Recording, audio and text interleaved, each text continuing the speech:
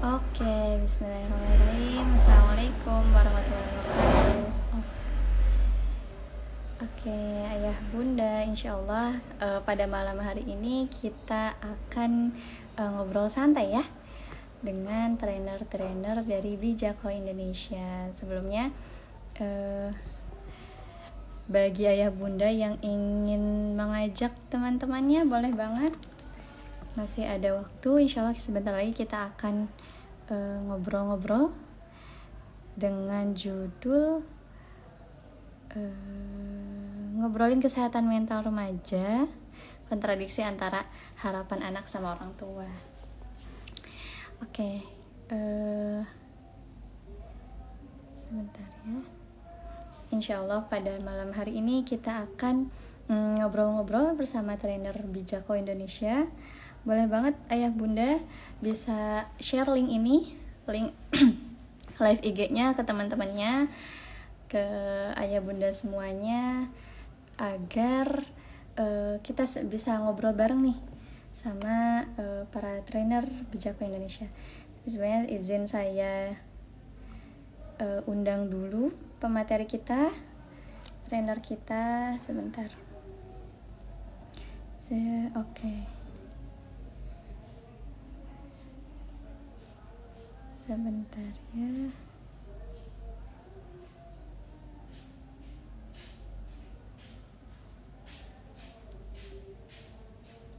Bentar.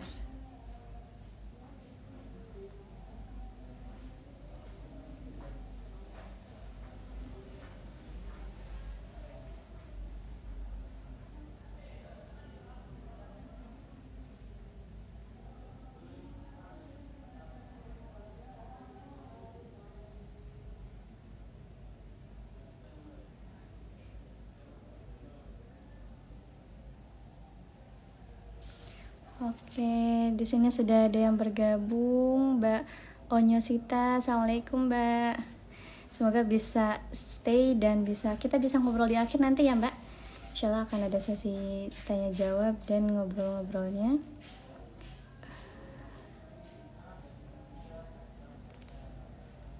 Sebentar, saya izin.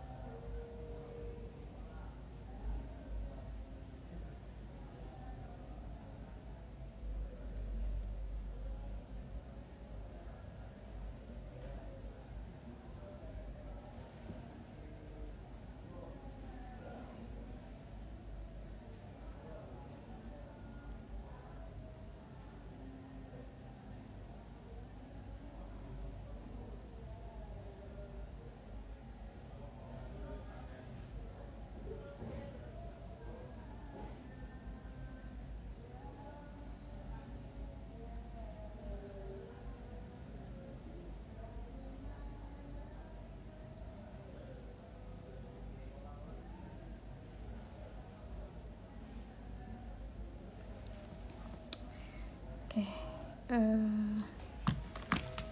saya tambahkan dahulu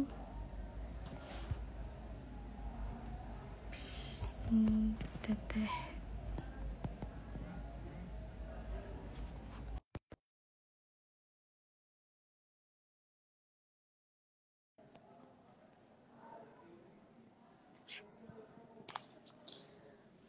Oke, jadi insya Allah malam hari ini kita akan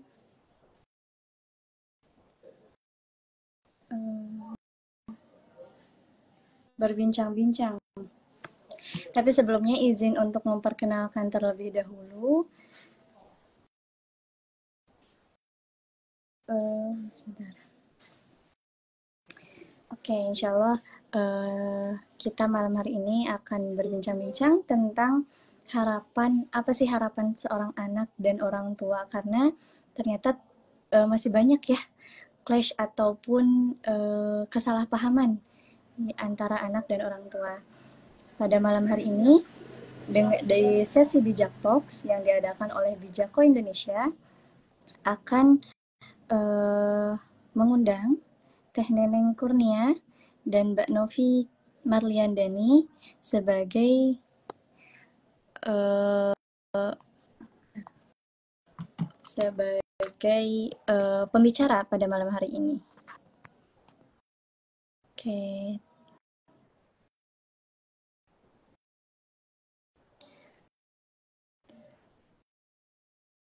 Boleh ya, masih ada waktu untuk mengundang atau men-share link live IG malam hari ini.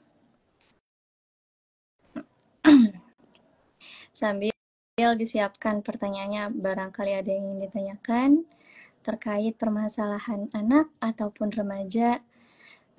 Remaja itu tidak hanya anak kita ya, atau bisa jadi adik kita, sepupu kita, keponakan kita, ataupun sahabat kita, saudara kita yang semisalnya memiliki masalah ataupun permasalahan-permasalahan yang sedang dihadapi tapi bingung ada apa sih gitu. Gimana sih harusnya, solusinya seperti apa? Boleh banget ajak lagi teman-temannya, sahabatnya, saudaranya, ayah bunda yang sama-sama memiliki permasalahan mungkin ya terkait uh, terkait remaja saat ini. Oke, di sini sudah bergabung juga ada endokceplok.id. Masya Allah. Ini ya, apa sih usaha kuliner? Kita sambil nunggu ini ya, pemateri kita. Nah, selain sesi Bijak Talks juga, Bijako Indonesia itu menyediakan konsultasi barangkali ayah bunda yang ingin private langsung bersama trainer kita, boleh banget bisa klik di link bio kami untuk mendapatkan jadwal dan bisa sesi private baik hipnoterapi ataupun konsultasi secara online ataupun offline di tempat-tempat tertentu ya, menyesuaikan dengan tempat pemateri kita atau trainer kita. Nah, jadi izin memperkenalkan Bijako Indonesia itu apa sih? Bijako adalah sebuah lembaga konsultan, wadah belajar, bertumbuh, dan bergerak di bidang pengembangan diri dan keluarga dalam rangka meraih kesejahteraan dan berdampak positif kepada lingkungan. Nah, Bijako ini juga memberikan ruang konseling, konsultasi, dan pemberdayaan diri yang aman dan nyaman baik secara daring maupun luring berdasarkan perjanjian by appointment. Nah, jadi barangkali ada yang ingin ditanyakan, bisa banget di sesi-sesi saat ini nih, live IG ataupun sesekali kita Zoom ya, insya Allah mungkin boleh banget jika ada yang ingin ditanyakan ataupun jika ingin ada yang dicurhatkan langsung secara private, pengennya ngobrol one by one gitu ya, langsung ke trainer kita biar lebih fokus intens gitu misalkan, boleh banget nanti hubungi admin atau bisa klik di link bio untuk mengisi jadwal konsultasi bersama konselor kita. Oke, sambil menunggu ini ya, trainer-trainer kami sedang, semoga tidak ada kendala karena di sini saya sedang di Pare dan alhamdulillah cuacanya sedang cerah setelah turun hujan tadi sore. Jadi semoga tidak ada kendala. Dan semoga teman-teman juga ini ya bisa stay, bisa mengikuti sampai akhir. Oke, kalau boleh tahu ini Mbak Onyosita dan Dok Ceplok ini lagi di mana nih? Semoga sehat semua ya. Oke, di sini juga ada Mbak Elis Listiani. Assalamualaikum Bunda. Semoga sehat selalu. Kita masih menghubungkan ke trainer-trainer kita. Insya Allah akan dibersamai bersama Teh Neneng Kurnia dan juga Mbak Novi Marliandani. Mereka berdua, Teh Neneng merupakan konselor di bidang kesehatan mental, kemudian praktisi parenting, konselor remaja dan anak, dan juga Mbak Novi merupakan spesialis hipnoterapi. Jadi barangkali dari ayah bunda ada yang ingin konsultasi langsung secara private, bisa menghubungi admin ataupun klik di link bio Bijako Indonesia. Oke, kita sambil ini ya, sambil menunggu, coba menghubungkan, semoga tidak ada. Karena tadi sore hujan deras ya, kalau di Pare itu hujan deras. Kalau ini ayah bunda, Bunda Onyo, ini ayah atau bunda ya, Ndang Ceplok, Bunda Elis, Bunda Livia, sedang di mana nih posisinya? Semoga cerah ya, sinyalnya stabil sehingga bisa mengikuti sampai akhir nanti. Kita sedang menghubungkan ke Teh Neneng dan Mbak Novi Marliandani.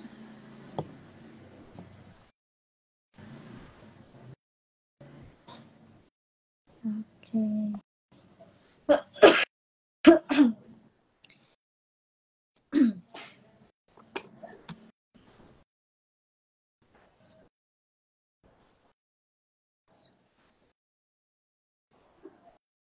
Oke.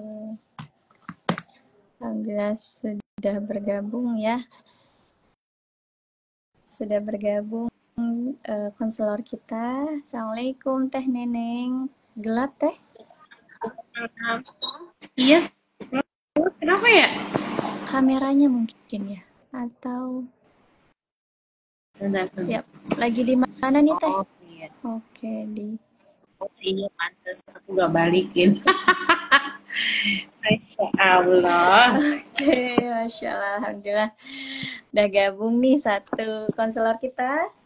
Ada Teh Neneng Kurnia. Gimana kabarnya Teh? Alhamdulillah sehat Kak Hikmah. Kak Hikmah sehat? Alhamdulillah sehat. Di Jakarta ya Teh? Iya. Gimana Teh di sana, hujan gak Teh? Lagi enggak sih, tadi aja sore hujan ya? Hujan kan? Tapi insya Allah sinyal aman ya Teh? Hujan gitu. Alhamdulillah.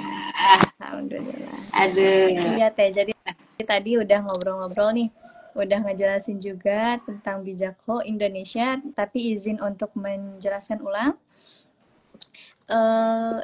Jadi sesi kali ini kita namanya Bijak Talks yang diselenggarakan oleh Bijako Indonesia. Jadi apa sih Bijako Indonesia itu? Bijako Indonesia adalah sebuah lembaga konsultan, wadah belajar bertumbuh dan bergerak di bidang pengembangan diri dan keluarga dalam rangka meraih kesejahteraan dan berdampak positif kepada lingkungan. Nah, Bijako ini juga memberikan ruang konseling, konsultasi dan pemberdayaan diri yang aman dan nyaman, baik secara daring maupun luring berdasarkan perjanjian. Jadi barangkali ayah bunda di sini ada yang ingin ditanyakan, boleh nanti tanya di kolom komentar, ataupun ingin konsultasi langsung secara private bersama konselor kami, bisa hubungi admin lewat DM ataupun WhatsApp, ataupun mengklik link di bio Bijako Indonesia. Nah, Alhamdulillah sudah bergabung Teh Neneng Kurnia, dan insya Allah akan ditemani lagi bersama satu konselor kami, ada Coach Novi Marliandani, sedang dihubungkan tapi sepertinya sedang ada kendala. Jadi mau ngobrol dulu aja mungkin ya Teh, sambil nunggu. Boleh. Sambil nunggu Mbak Novi. Jelas Kak. Putus-putus Teh. Oh, putus ya. Sebentar. Oke. Nah, jadi yang Alhamdulillah sudah hadir. Itu. Ya. Alhamdulillah sudah hadir konselor kita, Teh Neneng Kurnia. Izin memperkenalkan dulu ya Teh, Masya Allah. Tapi kayaknya udah pada kenal deh ini sama Teh Neneng. Izin untuk ngasih tahu lagi ya, ngenalin lagi. Jadi Teh Neneng ini merupakan konselor remaja, penggiat parenting, owner sekolah Bana Nurul Falah, dan juga trainer di Bijako Indonesia. Nah, tepat banget nih pembahasan kali ini adalah tentang kontradiksi anak versus orang tua, atau misalkan yang kita kali ini itu banyak yang lagi ngobrolin tentang remaja ya Teh, kesehatan mental remaja. Nah, pas banget nih pematerinya Teteh, narasumbernya Teteh. Jadi gimana nih Teh sebagai konselor remaja, konselor anak? Ada apa dengan remaja saat ini Teh? Ya, lagi Baik, ini Teteh lagi. buka dulu ya. Kenapa Teh? Teteh buka dulu Oke, ya. siap. Karena ucapin salam dulu buat Boleh yang hadir. Teteh? Bismillahirrahmanirrahim. Ah, suaranya terdengar? Terdengar Teh, tadi sempat putus. Bismillahirrahmanirrahim. Assalamualaikum warahmatullahi wabarakatuh. Alhamdulillah.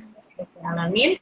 Robi Sohli Sodri wa Yasir li Amri wahlul 'uqdatam min lisani yafqahu qawli. Alhamdulillah, terima kasih Kak Hikmah yang mau menemani ngobrol-ngobrol santai di malam hari ini, dan nanti insya Allah mungkin bersama Mbak Novi yang masih dalam perjalanan. Salam hormat buat yang sudah hadir, ada 8 orang, dan yang jelas Teteh sih sebenarnya lebih ke arah selalu lebih nyaman dibilang Teteh teman cerita saja gitu, karena ini memang menjadi teman cerita bagi anak remaja, bagi orang dewasa maupun anak-anak. Nanti insya Allah mungkin Teteh mau sharing aja pengalaman, mudah-mudahan bisa menginspirasi terutama para orang tua yang sedang menghadapi anak-anak remaja. Karena gini Kak Hikmah, ini mungkin ada sedikit satu ya kasus yang sedang Teteh temani. Jadi Teteh yakin semua orang tua mungkin di dunia ini kalau ditanya, Bunda sayang nggak sama anaknya? Ayah sayang nggak sama anaknya? Pasti jawabannya sayang lah, Ya, gitu kan. Itu udah pasti gitu. Pasti sayang, cinta, dan ingin memberikan yang terbaik buat anaknya gitu. Tapi ternyata terkadang versi mencintai itu adalah versi kita. Nah, ketika Teteh nongkrong, ngobrol sama anak-anak, mereka bisa bilang bahwa mereka merasa tidak dicintai, mereka merasa tidak dimengerti. Salah satu kasus terakhir yang Teteh temani adalah ada seorang ibu yang dia punya anak di pesantren, dia bilang bahwa Teh, apakah saya yang salah? Sebenarnya ibunya langsung menyalahkan, padahal enggak ya. Gitu. Kenapa Bun? Gitu. Jadi anak saya usianya 17 tahun, dia di pesantren, terus selama ini ada uh, dia dikasih handphone sama ibu dan ayahnya, tapi ketika ke pondok pastinya enggak ya gitu. Nah suatu hari kakaknya ini kuliah di luar Jawa dan membutuhkan handphone, akhirnya ibunya bilang, Dek, ini handphonenya dikasihin ke kakak aja ya, kamu kan belum butuh banget. Si ade ini bilang, iya ya udah nggak apa-apa gitu.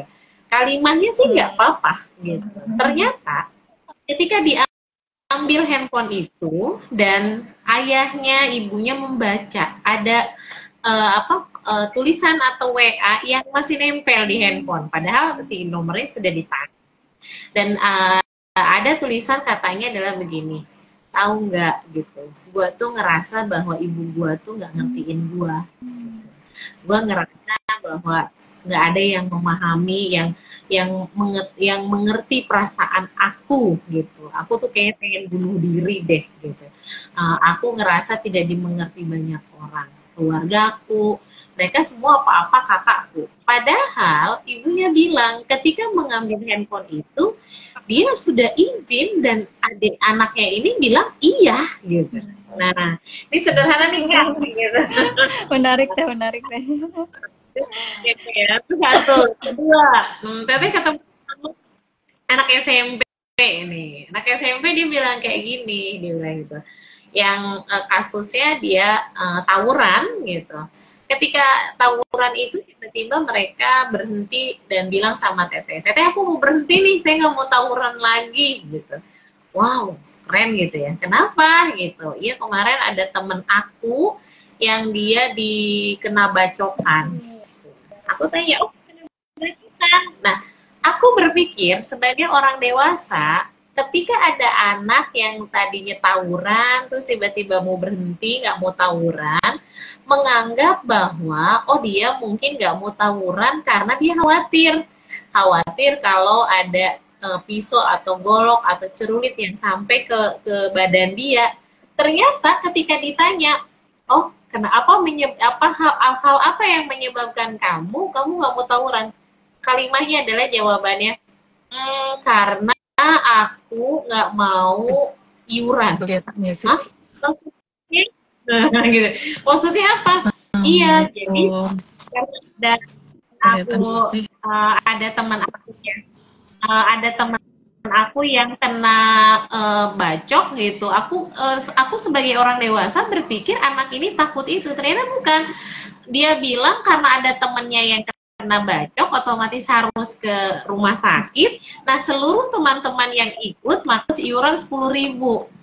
Nah, dia bilang, ya gara-gara iuran 10.000 aku jadi nggak jajan.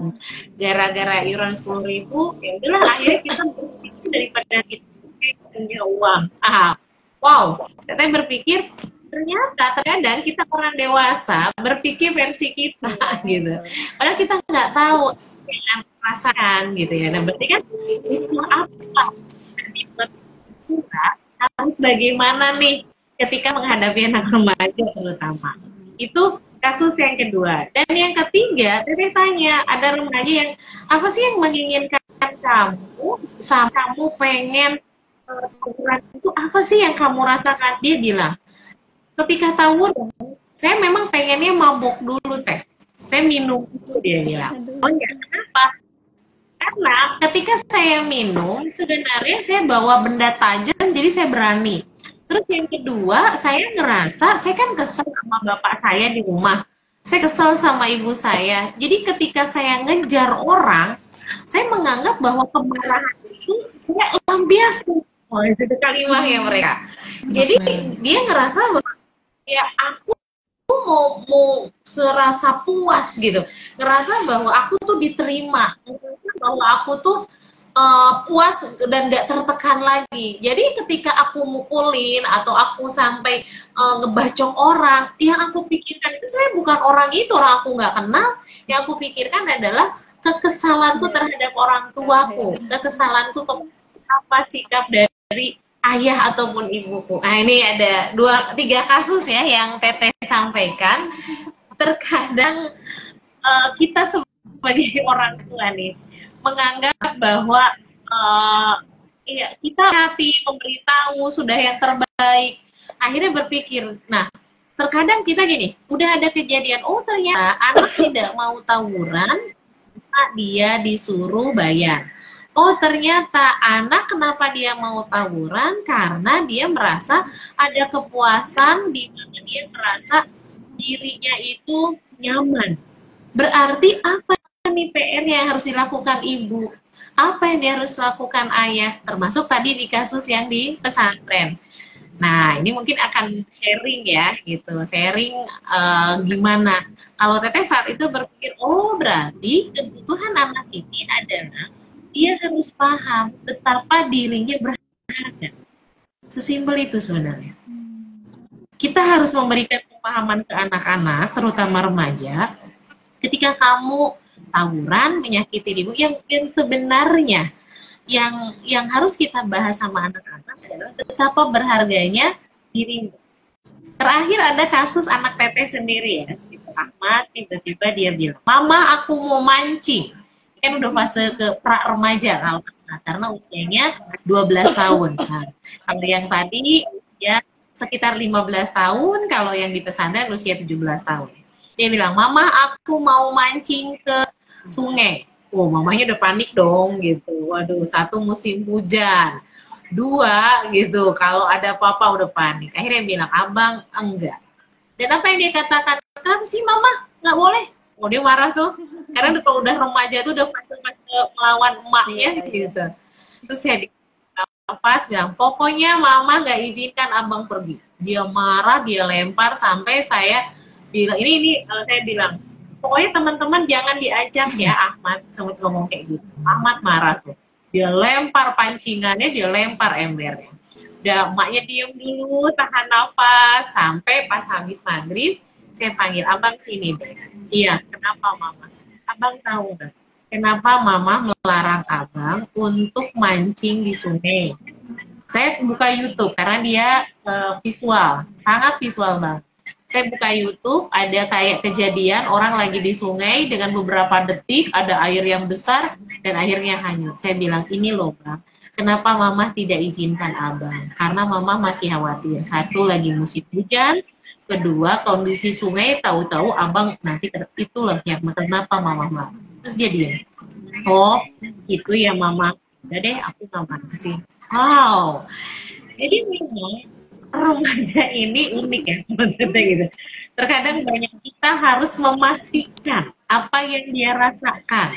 Kita harus memastikan apa yang dia pikirkan. Mungkin kalau merasa memvalidasi apa sih sebenarnya, dan nanti setelah itu baru kita akan melihat kira-kira apa yang dibutuhkan supaya dia paham maksud kita. Nah, Teteh waktu siang ketika melarang Ahmad, salah tuh main melarang saja tanpa bertanya kenapa, apa, bagaimana. Tapi ketika maghrib, ngobrol, diskusi, nah kenapa kita bisa bicara sama anak usia remaja? Karena di usia anak-anaknya bondingnya selesai. Jadi kenapa kalau ada orang tua yang merasa bingung bicara sama anak remaja atau anak dewasa, ya mungkin salah satunya adalah apakah waktu kecil bondingnya kuat? Apakah waktu kecil komunikasinya kuat? Apakah waktu kecil memang sentuhan, pelukan, atau mungkin diskusi itunya selesai atau tidak? Karena kalau di usia kecil, di usia di kelas 4 ke bawah selesai dengan ibu dan ayahnya, pra remaja itu jauh lebih bisa dikomunikasi. Dan sebenarnya kita itu sangat hati-hati ya ketika mau membahas sesuatu. Termasuk hari ini nih. Aduh, hari ini membahas remaja. Biasanya sama Allah tuh suka dikasih ujian nih. Dan benar. Tadi siang langsung dikasih ujian sama Allah. Tadi siang istirahat, tiba-tiba Ahmad bilang, Mama aku mau main dan aku pulangnya sampai jam 6 sore. Aku bilang, Mama nggak izinkan nak, kamu pulang jam 2. Nah, saya lagi di kamar, tiba-tiba sampai jam 2 dia nggak ada. Panik lah, karena saya tahu Ahmad kalau melakukan sesuatu tuh kalau dia mau ya dia akan lakukan. Panik saya, bolak-balik jauh mencari dia kemana-mana. Tahu-taunya Mama telepon saya, Neng di mana? Lagi nyari Ahmad, Mama. Dia bilang, Ahmad ada di ruangan belakang. Itu lemes saya. Wow, gitu. Akhirnya dia bilang, aku ke kemana-mana kok Mama, gitu. Iya nak, tapi tadi kamu bilang, katanya kamu mau main. Mama panik. Dia sambil senyum-senyum. Mama khawatir sama aku, katanya gitu. Ya, betul. Mama khawatir, Mama karena abang bilang kan Mama boleh bilang main tapi jam ini pra remaja. Kenapa kita sebagai orang tua tuh harus sangat paham kenapa penting ketika kita pra remajanya ada masalah itu dikembalikan pas kecilnya. Ketika sudah remajanya ada masalah itu dicek di anak kecil dan pra remaja. Nah, kasus sederhana yang tadi akhirnya di pesantren apa ya Teh yang harus bisa saya lakukan ketika saya tanya sama anak saya, Mbak kamu ada masalah nggak? Jawab nggak ada, padahal ibunya sudah tahu ada chattingan menyatakan bahwa aku pengen bunuh diri, aku merasa kecewa sama ibuku, aku merasa tidak disayangi, aku merasa tidak diperhatikan sama ibu dan ayah. Nah, akhirnya, tapi ibunya bilang, aku bingung gimana ya Teh masuknya ke anak usia 17 tahun. Karena setiap ditanya, dia selalu bilang, baik-baik saja. Nah, ini begini nih. Kenapa anak-anak tidak nyaman di situ? Dan nanti ada efek yang luar biasa ketika remaja bermasalah nanti sama Mbak Novi itu. Mbak Novi, Assalamualaikum. Mbak Novi, alhamdulillah sudah bergabung. Assalamualaikum warahmatullahi wabarakatuh. Maaf ya gelap-gelapan ya, aku masih juga. Siap, mudah-mudahan selamat ya Teh perjalanan. Gimana kabarnya Mbak Novi? Amin. Alhamdulillah sehat Teh. Alhamdulillah. Mudah-mudahan. Siap lagi di mana nih Teh di? Lagi menepi di dekat kantor suami. Nah, Jadwal sepertinya saya mau doping. agendanya jemput ya. Oke. Oh, ini sengaja pakai oren biar Oh menyala. iya. Cerah ceria ya teh. Kita ngobrol santai aja. Iya betul. Ada yang tanya tuh, Sinyalnya putus-putus sih, jaringannya disapa dulu. putus-putus. Mangga Ya, disapa dulu. alhamdulillah sudah ada 18 orang, 19 orang bahkan bertambah yang bergabung. Mangga, Iya. kalau misalkan ada yang ingin ditanyakan bisa lewat chat ya. Bisa tulis di kolom komentar. Di sini ada yang Assalamualaikum Bu, ingin izin bertanya ya. Silahkan boleh sampaikan pertanyaannya. Tapi tadi ada yang menarik nih Teh. Kalau boleh lanjut dulu yang tadi ya Teh. Ada yang menarik Mangga. di kasus yang pertama tadi. Kenapa sih jadinya anak tuh malah jadi nggak percaya sama orang tuanya sendiri gitu ya, malah trust issue sama orang tuanya sendiri, padahal ya aku tuh sayang loh nak sama kamu gitu, aku tuh bangga sama kamu, tapi anak tuh tidak merasakan itu tuh apa penyebabnya gitu, dan harus bagaimana orang tua itu membuktikannya gitu, cara membuktikannya gitu, karena kayaknya serba salah gitu ya. Orang tuanya salah, anaknya juga ngerasa tidak dicintai, salah gitu. Baik. Izin ya, mungkin ini salah satu saja penyebab ya, walaupun mungkin tidak semuanya sama ya. Ya walaupun tadi Teteh kalimatnya adalah yakin deh orang tua rata-rata pasti sayang, tapi nggak semua orang tua juga. Ada yang tega orang tua menyakiti anaknya juga ya gitu. Tapi rata-rata orang tua itu harusnya fitrahnya seorang tua pasti sayang sama anaknya secara fitrah ya gitu. Nah, tadi pertanyaannya kenapa? Nah, ini biasanya salah satunya kita di orang dewasa. Ketika kita berani mengungkapkan apa yang kita rasakan, pasti karena respon. Satu, tidak dijudge, tidak dilabel, tidak disalahkan. Walaupun bisa jadi kita salah. Ketika kita, mungkin kalau orang yang sudah punya pasangan kayak sama suami gitu. Ketika, ini kenapa sih rumah berantakan banget, contoh gitu ya. Terus kita bilang, iya maaf tadi habis dari sini ke sini jadi belum sempat. Nah, ketika suami bilang, bisa nggak sih, contoh ya gitu, dia marah segala macam, kemungkinan besar kita nggak akan melanjutkan cerita. Yang ada, iya maaf dia. Tapi ketika suami kita memahami, oh ya udah kalau bisa lain kali bersih-bersih dulu lah, baru pergi. Iya deh maaf. Nah, beda. Begitupun anak sama orang tua. Kenapa kayak tadi di usia 17 tahun, dia lebih nyaman ngobrol sama temannya, dia ngungkapin, dia bilang bahwa bilang bahwa ibuku tuh nggak ngertiin aku, nggak iniin aku, padahal ibunya sudah tanya. Nah, ada pengalaman di masa lalu yang membuat akhirnya daripada aku mengungkapkan apa yang aku inginkan, apa yang aku rasakan, mungkin dia pernah tidak diterima perasaannya. Karena gini, ini Teteh emak-emak ya nih. Emak-emak itu ketika ketemu anak, cenderung ketika anak melakukan kesalahan, pasti bawaannya pengen nasehati deh kayak ustazah. Ini nih bawaannya. Kamu sih, mama kan udah bilang harusnya begini. Atau kita nanya, menurut kamu mama itu galak? Kita langsung, di mana mama galak? Wah, terus yang kedua, kita kan bilang, tahu nggak bang, yang mama maksud ini tuh demi kebaikan. Wah ini nih biasanya. Kan? Ketika dia bilang, mama galak. Oh ya bang, apa yang membuat abang bahwa mama itu galak? Kejadian apa yang abang merasa bahwa mama itu galak? Padahal itu yang dia butuhkan. Iya, waktu itu kan aku ada kejadian ini. Terus sama mama diginiin. Oh, itu menyakiti perasaanmu ya nak? Iya. Oh, dan tidak ada salahnya kita minta maaf gitu. Oh ya nak, maaf ya kalau memang kamu merasa seperti itu gitu. Nah, gitu loh Teh. Mungkin ketika kejadian 17 yang tadi yang kejadian pertama itu Bisa jadi salah satunya adalah dia punya pengalaman ketika mengungkapkan perasaan kepada orang tua tidak langsung diterima oleh uh, orang tua.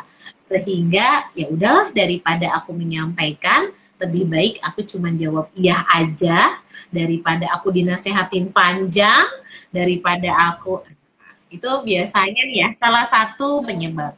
Itu sih yang Ya, Teteh Masya paham. Allah, menarik sekali. Ya, Mbak Novi masih ini ya, masih terhubung ya? Masih alhamdulillah, tapi suaranya hilang-hilangan, Neng. Oh, suaranya putus-putus ya? Iya, aku aman ya? Aman, aman. Oke. Oke. Jadi alhamdulillah izin memperkenalkan juga, tadi Teh Neneng sudah dikenalkan, sekarang memperkenalkan Mbak Novi Margandani. Siapa sih beliau? Insya Allah udah pada kenal ya, yang sudah follow Bijako. Jadi beliau merupakan spesialis hipnoterapi dan juga trainer di Bijako Indonesia. Oke, sekarang izin beralih dulu ke Mbak Novi. Eh, Kalau dari sisi Mbak Novi nih sebagai hipnoterapis yang sering mendengarkan permasalahan keluh kesah dari remaja ataupun yang sudah dewasa gitu ya. Hal menarik apa sih Mbak yang Mbak temukan dari para remaja atau orang yang sudah dewasa gitu ketika berhipnoterapi bersama Mbak Novi? Iya. Bismillahirrahmanirrahim. Tadi aku habis nyimak Teh Neng ya, menarik banget ini kisahnya karena nyambung nih sama cerita pengalaman aku jadi hipnoterapis ya. Kebetulan klien aku rata-rata tuh ibu-ibu muda gitu ya, Oh, atau wanita-wanita, perempuan-perempuan yang belum nikah gitu ya, yang bisa dikatakan mungkin telat atau apa ya Teh ya, kalau usianya dah ya mungkin telat, bisa dikatakan telat nggak sih? Maksudnya usia kayak matang gitu ya. permasalahannya udah berusia tapi belum menikah gitu ya, belum menemukan jodoh gitu kan.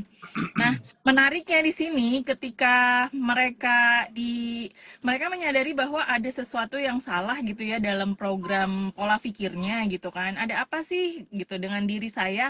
Kenapa di usia ini bahkan sampai ada case yang terakhir tuh menarik banget. Dia udah nikah gitu kan, udah nikah seumuran aku ya, 35 36 lah. Eh, Pas di hipno shaking apa gemeteran gitu. Pas dianalisa lebih dalam, dicari tahu akar permasalahannya, ternyata ada luka batin yang orang tuanya mungkin tanpa sadar sering melakukan apa kalimat-kalimat yang kasar gitu ya. Jadi terprogram sama alam bawah sadarnya. Akhirnya selama hidupnya dari kecil sampai menikah itu jadi pola apa ya, tolak ukur kebahagiaan, tolak ukur kehidupan nih, sebuah apa hal-hal yang harus dia lakukan harus sesuai apa yang ibu bapaknya mau gitu, orang tuanya mau. Jadi akhirnya kebanyakan dari mereka adalah mereka nggak bisa jadi dirinya sendiri gitu, karena dia jadi melakukan ini takut, melakukan itu takut gitu. Kadang jadinya standar kebahagiaan kehidupan kita nih jadi ngikutin orang tua gitu kan. Eh, di sini orang tua kita mungkin, setiap orang tua saya yakin banget gitu ya, saya yakin dan percaya bahwa setiap orang tua kita pasti menginginkan kebaikan untuk anaknya Iya. gitu. Tapi dengan keterbatasan ilmunya mungkin orang tua kita juga tanpa sadar gitu telah melewati batasan-batasan yang harusnya mungkin nggak seperti itu, tapi cara melakukannya yang salah aja gitu, kurang-kurang baik gitu. Akhirnya ternyata tersimpan perlahan-lahan, tersimpan dendam gitu. Itu ya lumayan sedih Iya, ya iya. gitu. Aku sebagai hipnoterapis tuh kayak akhirnya ada miss kan ya di sini ya. Bagaimana caranya menyatukan visi dan misi antara anak dan orang tua biar satu gitu ya. Orang tua juga pasti menginginkan yang terbaik, anak juga pasti ingin mendapatkan yang terbaik gitu. Makanya sekarang kan banyak banget di luaran sana gitu inner child Nah, gitu ya. Inner ya child tuh lagi apa booming gitu ya Teh. lagi Mbak. booming banget ya. Pola apa luka-luka inner child tuh emang luka yang paling banyak banget apa ya, dihinggapi atau diterima oleh kita gitu ya, kebanyakan perempuan-perempuan gitu tanpa kita sadari, yang akhirnya berujung jadi dendam sama ibunya gitu. Padahal kan kalau kita mau lebih dalam lagi melihat sisi hikmah gitu ya, sisi hikmah Sisi aku. sisi hikmah iya, sisi neng hikmahnya gitu, pasti gitu ya, pasti Allah memberikan ujian atau memberikan kehadiran orang tua kita dengan cara-caranya mungkin yang mengecewakan kita, tapi pasti ada nilai-nilai kebaikan gitu, nilai-nilai yang ada maksud gitu, bahwa Allah menjadikan orang tua kita gitu kan ya, dengan caranya mungkin yang kasar atau yang tanpa dia sadari sering melukai, tapi akhirnya membentuk kita harusnya menjadi pribadi yang lebih baik gitu, lebih misalnya lebih kuat, tahan banting gitu kan ya. Tapi ada sisi yang dimana malah dampaknya jadi dendam si anak ke orang tua gitu. Ini yang harus di-clear-kan gitu, bahwa sebenarnya nggak ada takdir Allah yang buruk gitu ya. Walaupun kita melewati fase-fase yang menyakitkan pada saat kita kecil gitu kan, pada saat kita masih apa namanya, masih belum paham gitu, sampai kita udah dewasa gini dan akhirnya kita paham bahwa banyak banget program-program orang tua kita mungkin yang jadi yang kita bawa sampai saat ini gitu dalam kehidupan kita. Padahal harusnya kita bisa lebih kalau lebih menerima, ya sudah sepantasnya dan sepatutnya gitu ya, kita lebih bisa mengikhlaskan, karena pasti Allah kasih ini dengan tujuan yang baik gitu. Buktinya salah satunya, contohnya misalnya contoh guru di depan kita nih kan, Teh Neng, yang Masya Allah ya, kisah hidupnya luar biasa gitu. Tapi kan kalau kita lihat lagi ya Teh ya, tidak ada, kalau nggak kayak gitu mungkin nggak jadi Teh Neng yang sekarang gitu ya Teh ya. Nggak jadi, mungkin bisa jadi Teh Neng yang lembek gitu kan, yang nggak tahan banting, ini tahan banting bolak-balik Teh Neng lah gitu kan. Jadi emang gitu sih. Iya, Neng Hikmah. Jadi di lapangan tuh aku banyakin nanganin kasus yang kurang lebihnya inner child sama orang tua, yang emang PR banget buat kita semua gitu ya, buat mencari tahu bagaimana cara kita mungkin memaafkan orang tua kita gitu. Bagaimana, soalnya kan kayaknya kalau kita menuntut orang tua kita baik udah telat ya. Orang tua kita sekarang usianya berapa gitu kan ya.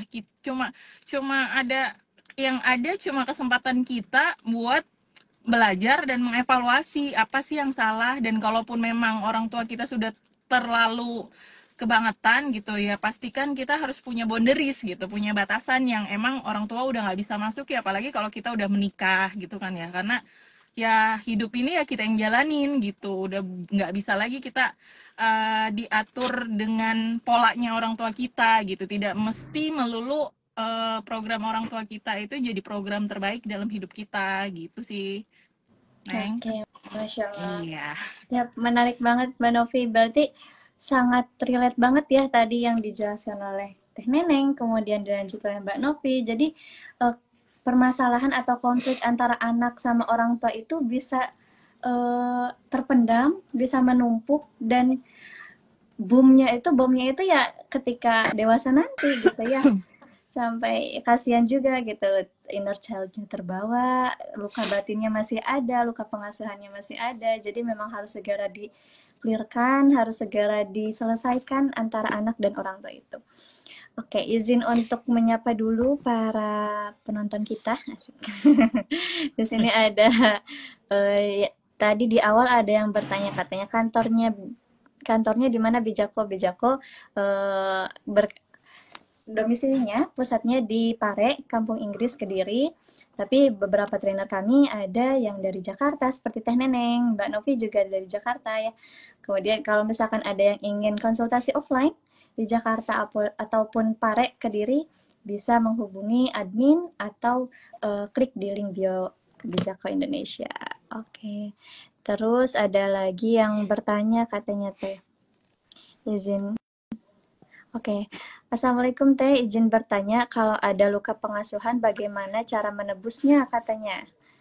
Iya, gimana tuh tadi? Kita sudah Nah, biar tidak terbawa larut sampai dewasa, sampai ke hipnoterapi ke Mbak Novi gitu ya. Ya, kalau memang sudah ada luka pengasuhan, ya pelan-pelan saja untuk diobatin ya. Maksudnya diobatin. Ya salah satunya mungkin bisa di hipnoterapi, itu juga salah satu ikhtiar gitu. Yang jelas mungkin konsep ujungnya adalah, kalau bahasa Islamnya adalah memaafkan ya, ikhlas, karena semua yang terjadi di dalam diri kita ini kan takdir ya, ini takdir terbaik yang Allah berikan. Tadi Mbak Novi sempat bilang, saya juga punya perjalanan hidup yang sangat tidak mudah, dan dulu sempat mungkin mengalihkan dulu gitu supaya terlihat baik-baik saja, tapi ketika ada trigger memang akan muncul lagi karena tidak diselesaikan.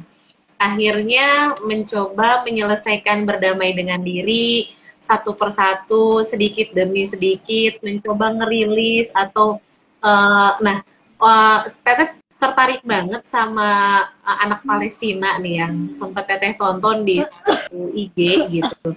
Jadi ada seorang psikolog di Palestina, padahal anak-anak Palestina harusnya banyak traumanya, Nah, betul. logikanya ya.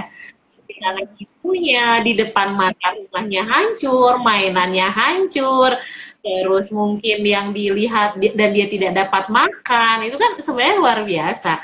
Harusnya ketika dewasa mereka pada trauma dong gitu. Tapi kenapa tidak gitu? Kenapa buat Teteh tuh makanya seneng banget tuh ketika melihat perjuangan ibu-ibu Palestina tuh, Masya Allah gitu. Dan Teteh ngeliat satu video yang si konselornya itu cuman dia kalimatnya seperti ini, apa yang kamu rasakan nak, ini sama anak kecil, terus anaknya bilang, aku takut gitu. Dia bilang, tahu nggak nak, siapa yang memberikan rasa takut ini Masya Allah banget, akidah banget gitu ya. Terus dia bilang, tahu nggak nak, yang memberikan rasa takut ini adalah Allah. Dan kamu tahu fungsi dari rasa takut ini? Rasa takut ini adalah salah satu cara Allah melindungi dirimu. Jadi ketika kamu punya rasa takut, maka kamu akan berupaya untuk melindungi dirimu. Jadi rasa takut ini adalah anugerah. Rasa takut, rasa khawatir, rasa cemas gitu. Ini tuh bukan hal yang patut yang membuat kita jadi kenapa sih aku enggak gitu. Kita tuh nggak harus yang berani, nggak harus bisa, enggak. Kita nih memang lemah gitu. Kita itu enggak, memang bukan orang yang kuat, bukan. Nah, habis itu dibilang, tahu nggak nak, yang memberikan rasa membuat kamu aman, yang membuat kamu nyaman, yang membuat rasa hatimu kuat pun itu adalah Allah. Wah, ini tertarik banget tuh dengan gaya konselornya, dan ujungnya ada yang bisa kamu lakukan. Tapi pertama pasti diterima perasaannya. Diterima dulu perasaannya, setelah diterima perasaannya diajak, diarahkan, dan ujungnya adalah yuk berdoa sama Allah gitu. Yuk bilang sama Allah, semoga Allah melindungi kamu. Dan Allah sudah begitu sayangnya sama kamu. Itu luar biasa menurut Teteh. Nah, terus bagaimana kita dengan luka yang sudah terlewati? Satu adalah memang kita yakin dulu sama Allah bahwa yang memberikan kejadian dulu di masa lalu yang membuat kita jadi terluka dari orang yang mencintai kita, yang kita cintai, bisa jadi ibu kita, bisa jadi ayah kita, dan itu membuat luka yang teramat dalam bagi kita. Yang utama apa? Yang utama adalah ridho dulu. Ridho bahwa hal itu memang sudah terjadi. Kepada siapa? Pada Allah. Sampaikan, Allah saya ridho, saya ikhlas, saya melalui semua yang sudah terjadi, saya ridho, karena saya yakin itu adalah, itu dulu gitu. Walaupun mungkin bisa jadi antara hati dan mulut beda, nggak apa-apa. Kalau memang hari ini baru mulutnya saja, nggak apa-apa. Dan yang merubah rasa kita menjadi aman, menjadi nyaman bukan kita. Karena tugas kita itu cuma satu doa dan 2 ikhtiar. Nah, ada kejadian yang sebenarnya kejadian nih Teteh ya. Dulu salah satu cara ngerilis itu pernah ketika sempat mau nikah nggak jadi gitu ya, itu sakit hati gitu. Nah, terus gimana ngerilisnya supaya sehat nih? Salah satunya adalah ketika habis sholat tuh ngedoain, ya Allah mudah-mudahan orang itu hidupnya bahagia. Itu di mulut, Aduh, padahal di hati enggak berat ya Teh. gitu. Padahal di hati pengennya liatin nih ya, kamu nih nyesel nyanyain perempuan keren aku gitu, gitu. Pengennya begitu. Ternyata ketika berdoa dengan ucapan-ucapan yakin Allah itu sebelum mengabulkan doa itu untuk orang yang kita doakan, Allah akan kabulkan itu untuk kita. Ini salah satu ya, salah satu cara. Mungkin nanti Mbak Novi akan menambahkan. Jadi ketika ini luka pengasuhan, oke, alhamdulillah kita sadar itu tuh udah anugerah. Ini saya punya luka pengasuhan, saya punya merasa kecewa pada orang tua saya, nggak apa-apa. Oke, saya ridho ya Allah, saya ikhlas ya Allah, saya terima semua itu, saya mencoba memaafkan, walaupun bisa jadi kejadiannya memaafkannya bisa jadi mungkin butuh tahunan baru sehat, nggak apa-apa gitu.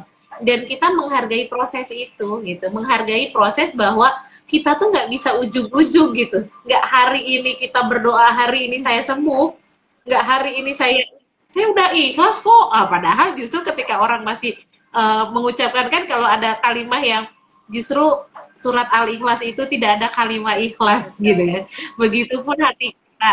Kalau kita benar-benar merasa ikhlas, maka kita tidak akan mengucapkan kata ikhlas. Itu justru.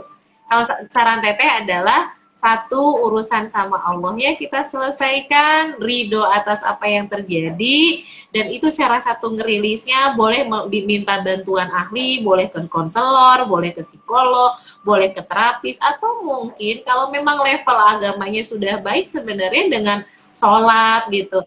Teteh itu maksudnya gini, mungkin ada, saya udah sholat, saya udah zikir, saya udah, tapi kok masih begini? Oh, berarti kita belum ke level itu. Sholatnya dijalankan, wudhunya dijalankan, tapi proses untuk ngerilisnya juga dijalankan.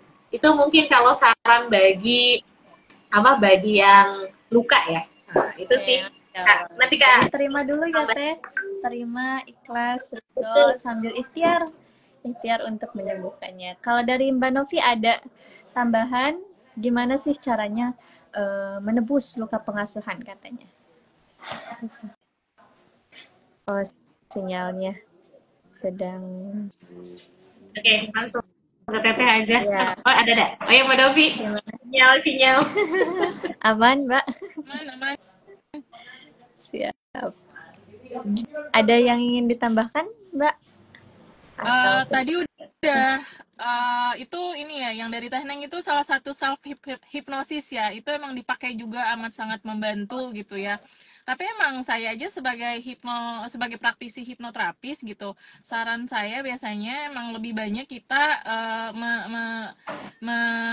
melakukan penyembuhan sendiri, self healing sendiri dengan kalimat-kalimat yang baik gitu. Salah satunya yang tadi Teteh contohin gitu kan, ya Allah saya ridho, saya ikhlas dengan semua perilaku buruk yang dilakukan oleh siapa misalnya kayak gitu. Lepaskanlah ya Allah luka ini, sakit ini, seperti itu. Terus self healingnya nggak cuma sekali dua kali gitu, tapi selama mungkin sampai luka perasaan yang kita rasakan itu benar-benar sudah netral gitu ya, nggak masih ada rasa masih ada percikan-percikan lagi, karena kan kita juga nyimpen dendam itu gitu ya, nyimpen rasa sakit itu berapa lama gitu, jadi nggak mungkin langsung sembuh dalam waktu sehari dua hari. Jadi emang harus dilatih dengan dengan rutin gitu setiap hari. Bahkan saya biasanya kasih PR-nya bangun tidur dan ketika mau tidur gitu melakukan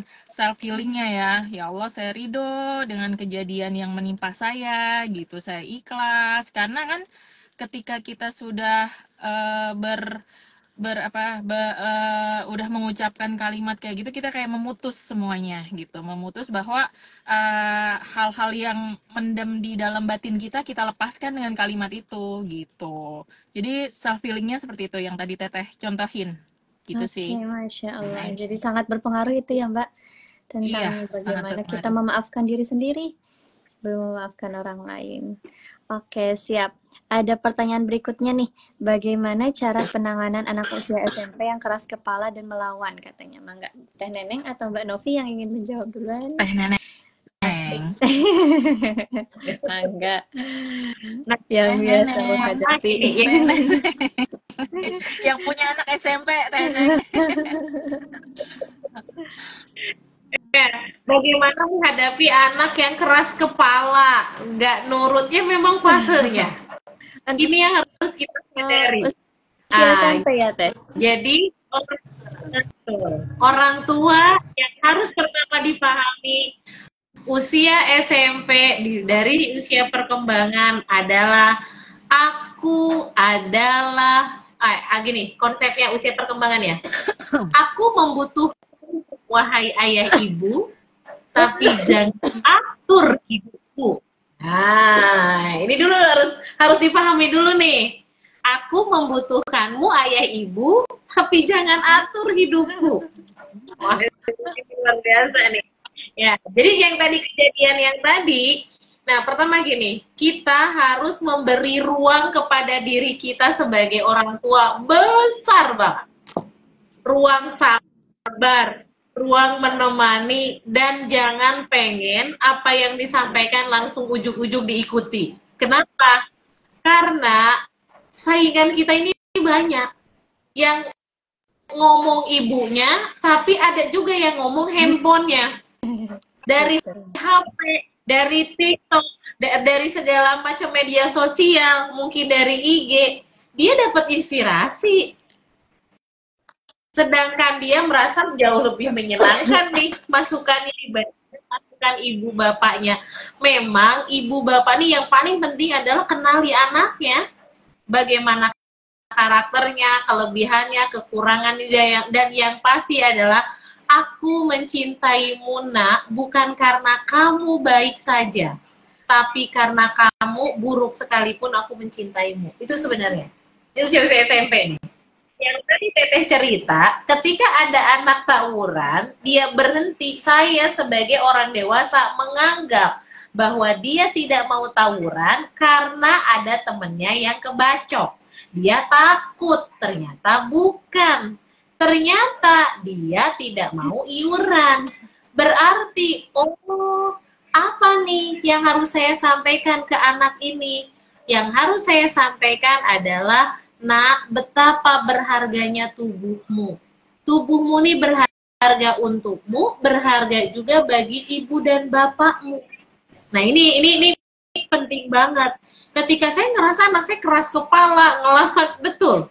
Memang ketika usia seperti itu, karena apa? Banyak dia lebih mendengar dari temannya. Dia merasa bahwa sampai ada satu anak yang dia bilang, aku nggak mau ketemu sama orang-orang baik. Karena aku merasa orang-orang baik itu cenderung ngejas aku. Aku ini dosa lah, ini gak boleh lah. Aku lebih baik bermain sama orang-orang nakal. Karena aku merasa orang-orang nakal itu jauh lebih menghargai aku. Berarti kebutuhan dasarnya adalah butuh dihargai. Nah, ini yang kita pahami sebagai orang tua. Kenapa dia keras kepala? Kenapa dia ngelawan? Karena ada kebutuhan dasar dia yang bisa jadi jauh lebih dibutuhkan. Jadi tugas ibu dan bapak adalah mengamati kira-kira apa penyebabnya. Ajak ngobrol, ajak diskusi, dan yang penting tahan diri untuk cepat-cepat menasehati, tahan diri untuk cepat-cepat dan tahan diri untuk langsung mengarahkan, dan tahan diri jangan sampai ngejas. Apapun yang diucapkan oleh dia, terima dulu perasaannya. Setelah itu baru kita cari, oh, kebutuhannya apa. Nah, dan ini kita nggak bisa langsung secepat mungkin, pasti prosesnya panjang. Saya menemani anak, kan anak remaja tuh naik turun ya. Kadang hari ini ketika dapat motivasi semangat, tiba-tiba tidak semangat. Hari ini, besok saya mau jadi orang baik, tiba-tiba enggak, males. Nah, ini ruang kita sebagai orang tua menemani dia dengan sabar, dan pastinya satu sebenarnya, jangan pernah lepas doa. Yakin banget. Makanya kenapa dalam pendidikan atau mengasuh itu 3 ya, ada loving, coaching, modeling. Loving mencintai, coaching dilatih, dan yang terakhir adalah menjadi model. Kita akan sangat berpengaruh kuat kepada anak-anak kita menyampaikan nasihat kalau nasihat itu kita yang pertama melakukan. Kita nggak punya punya ruh untuk melarang anak main handphone. Orang ibu bapaknya juga seneng main handphone. Nah, ini berat banget. Itu mungkin kalau dari Teteh ya. Jadi memang harus terima dulu usia SMP adalah usia perkembangannya.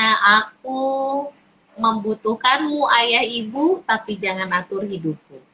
Itu yang kedua, tadi Teteh bilang bahwa usia seperti itu memang harus banyak diskusi, banyak mencari tahu apa yang menjadi dia tidak nyaman ketika dinasehati, ketika dia dikasih tahu, kenapa dia cenderung melawan, kebutuhan dasar apa yang sebenarnya dia butuhkan.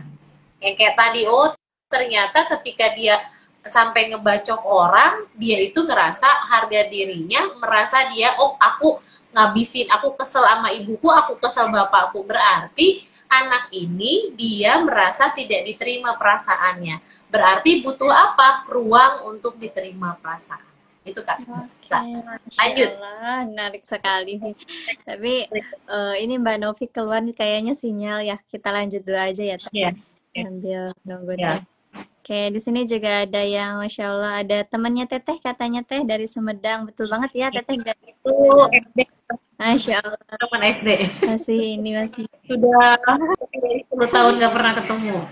mudah-mudahan bisa silaturahim lagi ya. Nah, ada lagi nih Teh. Salam hormat. Tanya Teh, kalau anak seumuran SMA kelas 1 sudah mental block sehingga tidak mau lagi terima nasihat orang tua, gimana caranya biar satu frekuensi lagi karena cenderung melawan, sama-sama melawan nih Teh, SMA tapi. Oh ya, SMA ya. Kalau SMA itu kategorinya sudah dewasa, dan memang kita nggak terlalu, maksudnya masuk ke anak SMA tuh hampir mirip seperti masuk ke orang dewasa. Jadi kalau mau gini, Teteh tuh kalau ketemu sama anak-anak SMA tuh kan ketika usia sekitar 17-18 lah ya, 17-18. Karena Teteh dekat juga sedang mengolah juga anak usia segitu, jadi sampai umur 19 nih alhamdulillah jadi banyak belajar mereka. Ini mungkin agak nyangkut sama tadi pertanyaan yang pacaran lah ya gitu. Jadi satu sisi, jadi ada kasus salah satu anak binaan Teteh, dia pacaran nih, baru 1 bulan dan mungkin lagi cinta-cinta ya gitu ya. Nah waktu itu Teteh tidak ngejas apa-apa, Teteh cuma mengajak diskusi. Ini untuk yang usia 17. Nah, dia kan kalau mental block dia udah ketakutan. Salah satu takutnya gini, aduh pasti deh, nggak boleh ini, nggak boleh itu, harus ini, harus itu, kayak gitu. Betul. Dia ngerasa bahwa, aduh kalau udah ketemu sama orang yang berjilbab, ini dosa, pasti ini masuk neraka, pasti gitu dah. Saat itu yang saya lakukan adalah tanamkan bahwa, yakinkan dia bahwa aku mencintaimu. Itu dulu. Jadi waktu itu bisa ngopi bareng, nongkrong bareng. Tapi ketika nongkrong bareng itu murni tidak membahas hal yang berat. Cuman kamu cita-citanya apa? Nggak tahu, Ma, aku juga nggak jelas. Oh ya, gitu. Jadi kamu belum tahu. Terus kamu selama kamu sekolah, kamu nyaman nggak? Aku juga nggak tahu, nggak jelas. Gitu. Terus yang membuat kamu kecewa selama ini, gitu. Itu obrolan ringan dulu.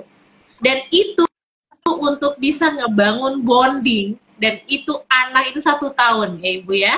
Nah, tadi yang bertanya, saya ngebangun cinta, ngebangun jembatannya aja setahun. Dan itu rutin. Iya. Wow, gitu ya. Jadi nggak bisa kita ujug-ujug gitu. pengen gimana ya mental blocknya biar dia bisa satu frekuensi lagi. Terus kita pengennya baru sekali 2 kali ngobrol udah pengen langsung, nggak bisa. Aku melalui anak ini, aku 1 tahun hanya memastikan bahwa aku mencintai Muna, itu doang. Masya Allah. Proses ya teh. Itu 1 tahun Prosesnya kayak lama. gitu. Iya, betul. Itu lama banget. Dan ternyata ujungnya ketika ngobrol kan dia ngerasa bahwa aku merasa mamaku tuh tidak mencintaiku. Aku tuh tidak menghargai apa yang aku punya. Jadi ayah sih baik sama aku, ayah sayang sama aku, tapi mama tuh enggak. Mama tuh apa-apa adekku. Terus dia sampai pernah melakukan sebuah kebaikan dan aku happy banget dan aku bilang, wow, nak kamu hebat. Aku bilang gitu. Terus dia cerita, aku cerita hal ini ke ibuku, tapi ibuku katanya biasa aja tuh, nggak kayak umah neneng. Kok menurut umah neneng aku hebat, kok menurut ibuku aku nggak hebat. Nah gitu ini luar biasa gitu. Aku bilang nggak apa-apa nak, mungkin buat rumah neneng kamu tuh dari dulu yang tadinya begini merubah itu hebat buat Uma. Ya mungkin ibumu beda dengan Uma, tapi buat Uma ini keren. Sampai 1 tahun itu cuma memupuk rasa cinta, sampai ujungnya dia sangat mencintai aku banget. Masya Allah. Tiba-tiba dia pacaran nih, nyambung sama pertanyaan berikutnya ya. Nah, tiba-tiba dia pacaran, dia ada yang nembak, ini kan anak perempuan, ditembaklah sama seorang laki-laki. Aku cuma tanya, padahal namanya emak, pasti tahu lah anaknya bohong dan enggak. Walaupun sebagai, maksudnya bukan ibu kandung ya, lebih ke arah kata mengasuh, menemani mereka begini. Terus saya tanya bilang gini, kakak pacaran ya? Itu nanya, dia diem. Iya. Oh iya. Apa yang kakak rasakan gitu? Kakak tahu nggak? Boleh atau tidak? Karena kita nggak, kalau kita bilang tahu nggak, kamu tuh nggak boleh kalau pacaran tuh. Sebenarnya dia udah tahu. Dia sudah paham. Nah akhirnya ngobrol lah gitu. Oke, lu iya sih tahu nggak boleh Uma. Oh, terus kakak kenapa masih? Ya gimana masalahnya kak itunya suka sama aku gitu. Dan ini butuh obrolan panjang. Iya. Dan sampai akhirnya di belakang dia tahu karena dia takut sama Teteh, dan Teteh nggak marah saat itu. Aku cuma bilang gini, aku cuma bisa mendoakanmu ya nak, semoga Allah menjagamu. Tapi satu hal ya, sekali saja perempuan disentuh laki-laki, maka perempuan itu tidak akan terhormat lagi. Itu kalimatku sebenarnya. Kamu disentuh sama laki-laki yang bukan mahromu, kamu udah tahu lah hukumnya. Terus yang kedua, kalau kamu sampai mau, mohon maaf ya, apalagi sampai kamu dicium, kamu udah nggak ada harganya. Itu yang, jadi aku cuman ngobrolin apa sih manfaatnya pacaran, cuman ngobrol sama dia berpikir sendiri, karena dia udah dewasa, umurnya 17 tahun, dia yang akan memutuskan. Sampai 1 bulan berlalu, dia nyamperin, Uma, iya, aku sudah putus. Dia bilang, oh iya, kenapa kak? Aku bilang gitu. Tapi emang 1 bulan itu aku nggak ngejas, nggak nyalahin, cuma nanya aja gitu. Aku sudah putus Uma. Uma sebenarnya dia ngerasa diterimanya ketika aku bilang, tahu nggak kak, Uma tahu rasanya jatuh cinta. Jangankan kakak yang umurnya 17 tahun, Uma yang sudah 45 tahun saja, itu pernah kok mengalami suka sama orang yang mungkin bukan seharusnya, karena kan Uma udah menikah. Harusnya orang yang dicintai Uma adalah suami Uma. Tapi Uma sempat tertarik kepada orang lain, walaupun tidak terungkap. Gimana caranya? Satu, ya Uma berdoa sama Allah. Karena ini nggak boleh nih, tahu nih. Tapi rasa cinta ini hadir, walaupun sebenarnya tidak terjadi ya gitu. Cuman ngarang sebenarnya gitu. Ya, karena apalagi nih, karena harus menemukan sesuatu yang contoh yang tepat buat dia. Kakak tahu nggak, Uma tuh kalau ketemu sama ini disebutinlah 1 orang atau siapa gitu. Uma tuh jatuh cinta gitu. Uma tuh deg-degan gitu. Tapi Uma tahu itu nggak boleh, Kak.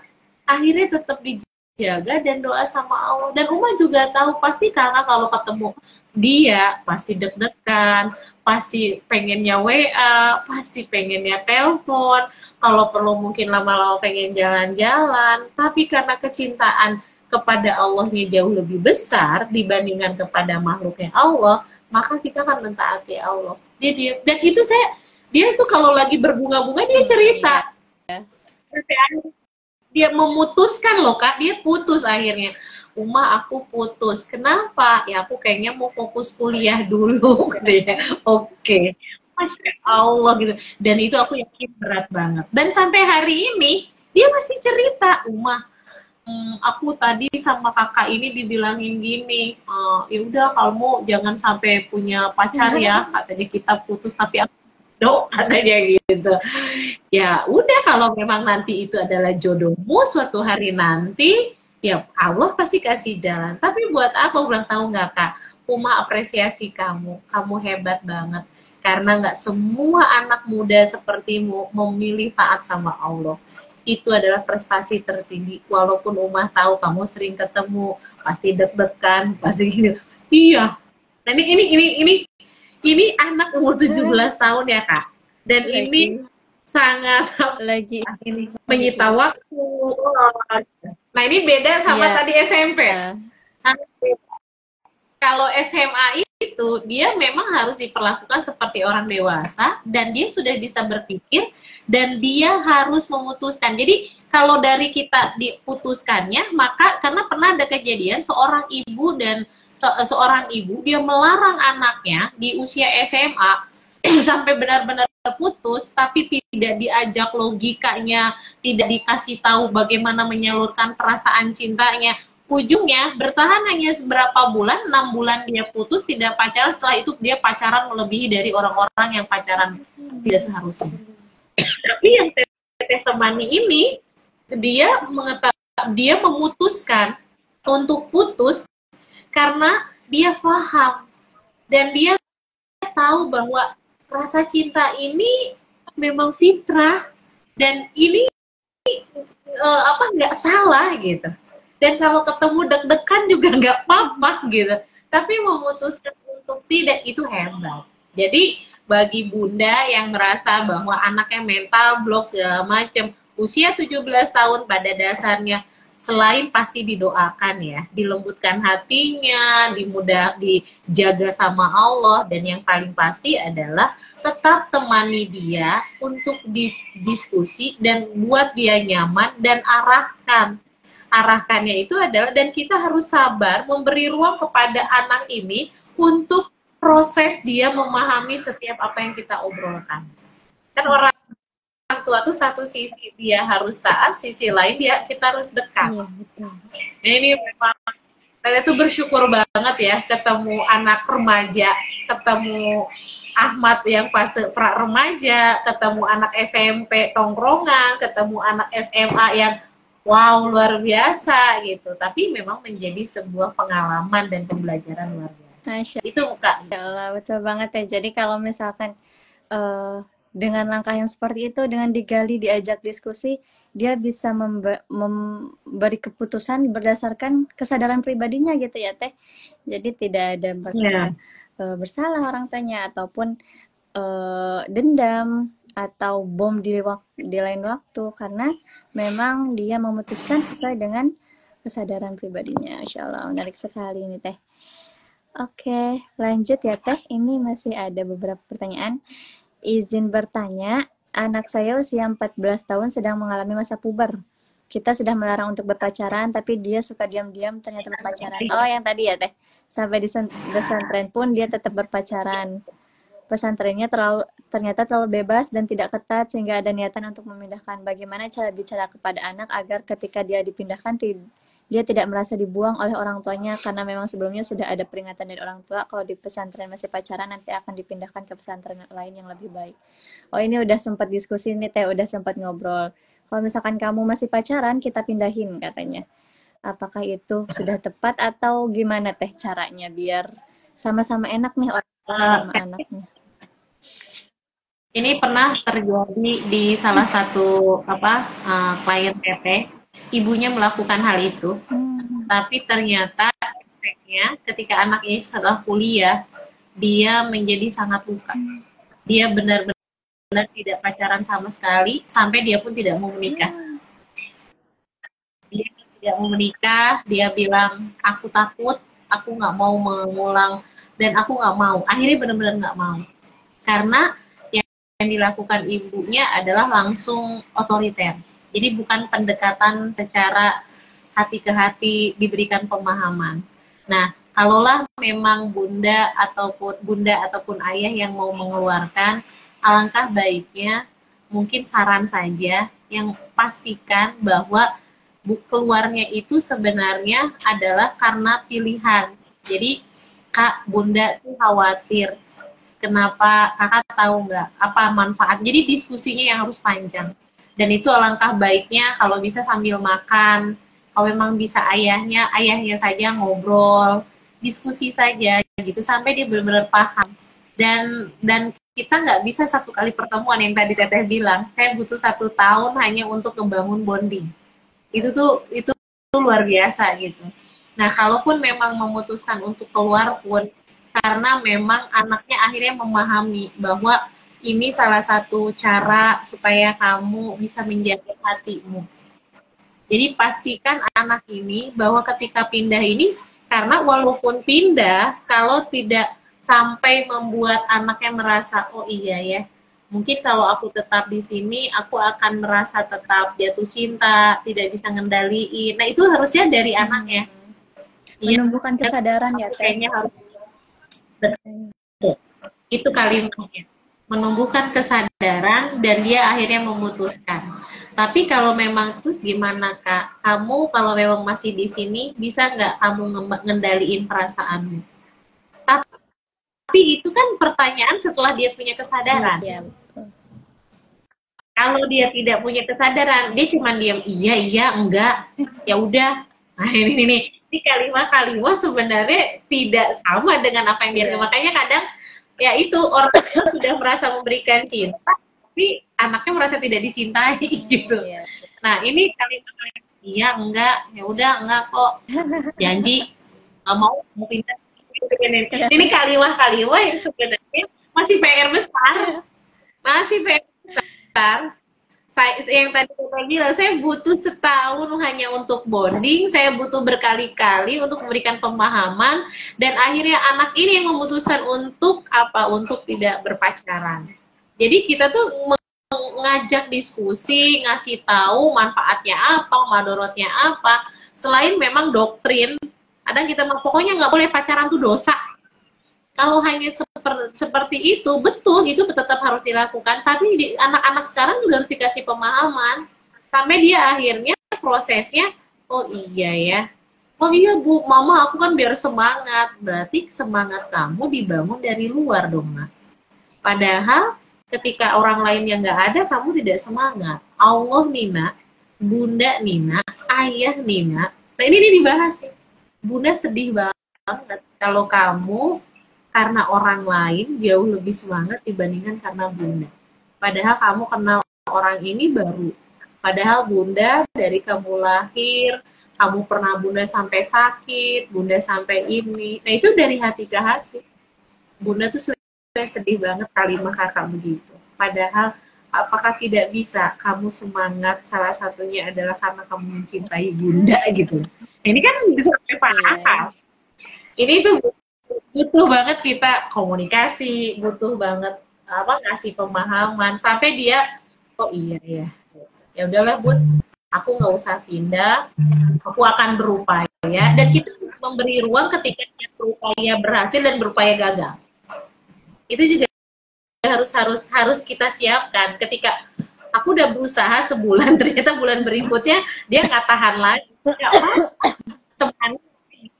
ya temani lagi, tapi ingat ya Nak, jangan pernah kamu tersentuh ya kalau dia anak perempuan sama yang bukan mahrammu. Karena nah ini diskusi yang panjang mungkin berkali-kali. Itu lanjut ya. Udah mulai jam berapa? Wow, udah malam. Ya Udah berasa. kita lanjut. Ada satu lagi. Rame nih pertanyaannya Iya, banyak ya. banyak banget ini Teh. Apalagi Oke, Kak? ada pertanyaan lagi nih Teh. Assalamualaikum Teh, izin bertanya, saya sering banget kadang meluapkan amarah saya ke anak. Terkadang dia hanya menumpahkan air atau bermain di kasur, saya sudah menahan biar tidak marah. Tapi terkadang tetap meledak juga. Bagaimana cara saya mengatasinya Teh? Izin anak saya usia 6 tahun laki-laki. Kadang saya sadar mungkin karena masa kecil saya dapat perlakuan seperti itu dari orang tua. Saya ingin memutus rantai agar tidak ke anak saya, katanya gitu Teh. Masya Allah, yang pertama Bunda bersyukur ya kepada Allah bahwa Bunda menyadari itu. Itu anugerah gitu. Karena nggak semua orang menyadari hal itu. Bunda berarti dikasih rizki sama Allah untuk menyadari bahwa sikap ini tidak baik. Dan Bunda ingin berubah, itu juga sudah sangat luar biasa gitu. Nah, salah satunya memang betul. Salah satu penyebab kenapa itu terjadi? Karena banyak bongkahan emosi yang tidak selesaikan di diri kita. Gimana nih caranya nih? Saya pernah nonton salah satu video di IG orang Jerman, dan itu sebenarnya saya ngelihatnya mungkin bukan muslim gitu. Tapi saya melihat bahwa dia bilang bagaimana cara salah satu di sebenarnya Mbak Novi mungkin nanti sebenarnya yang kuat ya, supaya ketika marah dia, saya kalau marah pertama adalah tarik nafas dalam-dalam berapa kali ini supaya kita nggak langsung meledak ya. Tarik nafas. Nah setelah itu saya cuci tangan, dia bilang. Setelah cuci tangan saya menggerak-gerakan tubuh atau olahraga. Ada beberapa. Sebenarnya dalam Islam, ini Masya Allah ya, dalam Islam ketika kita marah, ketika kita kesal, ketika kita tarik nafas, itu istighfar. Astagfirullahaladzim, mohon ampun ya Allah. Ini ketidaktahanan kita kan. Terus yang kedua, tadi dia cuci tangan loh. Dalam Islam, itu kita, kan ada kalimat kalau kita sedang marah, kalau kita sedang berdiri maka duduk. Kalau kita duduk maka kita ini kan gitu. Dari dia menggerak-gerakan tubuh, dia olahraga. Itu Islam udah menjawab. Aku sampai wow gitu ya. Aku nonton di video ini dan Islam udah ada gitu. Kalau marah dari berdiri langsung duduk, kalau masih marah, tadi dia kalimatnya cuci tangan. Kita apa? Wudhu. Kalau masih marah, wudhu. Terus dia olahraga agak lari-lari, kita sholat. Nah, ini pas kejadian marahnya. Tapi ini harus diselesaikan. Maksudnya apa? Bantu yang tadi tuh ngerilis diri, masa lalu kita, bagaimana memaafkan. Ini kan juga butuh proses. Bunda, kalau memang tidak bisa sendiri, butuh teman, boleh ke Bijako. Atau mungkin kalau memang bisa sendiri, yang tadi disampaikan sama Mbak Novi, alhamdulillah. Itu mungkin Teh Hikmah. Oke, Masya Allah, menarik sekali Teh. Jadi beragam ya Teh permasalahannya tentang dari remaja ataupun orang tua. Oke, mungkin kita akhiri aja ya Teh karena waktu sudah mau 9:30, tapi ini mungkin terakhir ada ini enggak Teh closing statement, tips gimana sih Teh cara mengatasi anak yang bermasalah gitu. Terus kemudian konflik antara anak dan orang tua itu seperti apa? Ya, yang pertama terlepas dari apapun, kunci dari mengasuh mau anak-anak, mau remaja, mau luka pengasuhan, itu yang kita harus bereskan adalah bagaimana hubungan kita dengan Allah. Itu yang paling utama. Bagaimana ibadah-ibadah kita diperkuat, karena kita memang manusia ini kan lemah. Satu-satunya yang akan menguatkan hati kita, yang akan memberikan menjaga anak-anak kita itu adalah Allah. Itu satu. Yang kedua, memang jangan pernah lelah untuk berikhtiar. Dalam arti kata ikhtiar, kita tetap belajar ilmunya, mencari tahu bagaimana caranya. Terus yang ketiga adalah berikan ruang yang sangat besar kepada anak-anak remaja terutama, ruang sabar, ruang diskusi, ruang menahan diri, ruang menahan emosi, dan satu yakin bahwa Allah akan memberikan ujian kepada kita pastinya sesuai dengan kemampuan kita. Dan semakin kita memiliki banyak ilmu, semakin memang Allah memberikan ujian itu. Tapi yakin sama Allah bahwa Allah bantu kami untuk mendampingi anak-anak remaja ini. Tapi ketika value ibu dan bapaknya baik, terlepas dia bergeser sedikit pun, yakin akan ada saatnya Allah kembalikan. Jadi ujung dari semua yang ada kembali lagi bagaimana kita urusan dengan Allah, tapi tetap ikhtiarnya ya belajar komunikasinya, belajar tentang usia perkembangannya, itu juga tetap harus kita pelajari. Dan satu hal yang harus diyakinkan bahwa kita sebenarnya tidak bisa menyelesaikan semua masalah yang ada, tapi yakin Allah akan membantu kita untuk menyelesaikan semua masalah yang ada dalam diri kita. Wallahu a'lam. Masya Allah, keren banget teh. Hatur nuhun pisan untuk ilmunya, untuk nasihatnya.